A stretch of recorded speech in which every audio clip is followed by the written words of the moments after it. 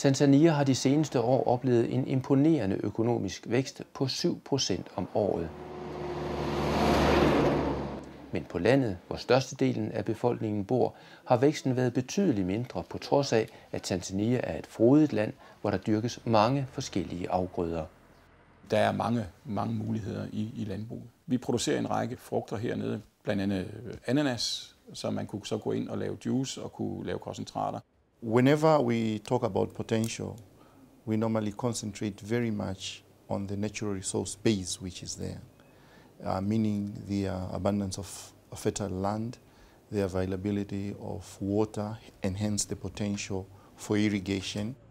På trods af, at Tanzania nærmest bugner af appelsiner, mangoer, ananas og masser af anden frugt, så er juicen på hylderne her i supermarkedet i Dar es Salaam importeret, det meste fra Kenya eller Sydafrika.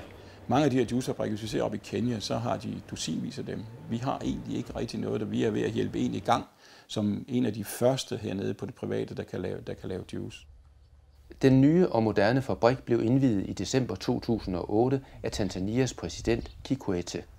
Den beskæftigede 300 ansatte og havde en kapacitet på 120 tons frugt om dagen.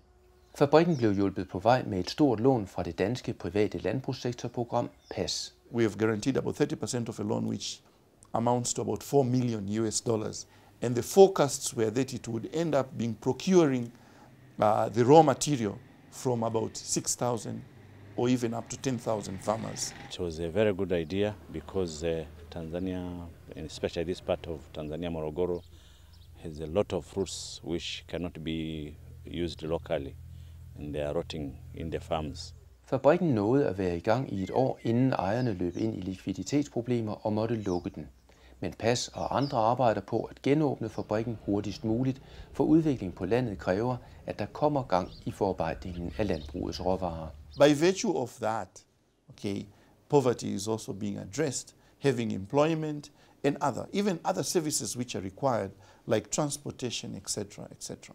So viable economic entities, not necessarily using the large-scale entities, have got multiple ways by which trickle-down effects and spillover effects have an effect in poverty reduction. Jeg mener, der er en klar sammenhæng imellem fattigdomsbekæmpelse og jobskabelse.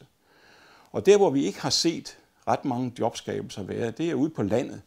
Vi er et land, hvor stadigvæk omkring 3/4 af befolkningen lever. Og hvis vi ser på væksten i landbruget, den ligger helt nede på 4%. Og derfor mener vi, at der må lidt mere fokus på at forbedre mulighederne for at lave privat erhvervsliv hernede. Foreløbigt håber mange, at den juicefabrik, der allerede har været i gang, snart kan genåbne. All the stakeholders want this plant to survive, wake up and survive. And we have talked to several other investors, and they are ready to put some money to participate in this plant.